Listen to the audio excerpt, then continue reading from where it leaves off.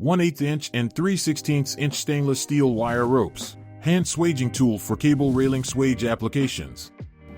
Sharp cutting blades with high cutting edge hardness cut wire rope up to diameter 3/16 inch. Crimping steps, simple and secure.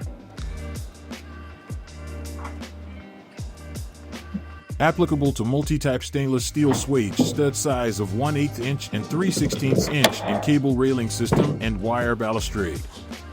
Crimps fully to the bottom, ensuring a tight and secure connection. No more worries about loose fittings. Extended length, 50% more power for easier crimping.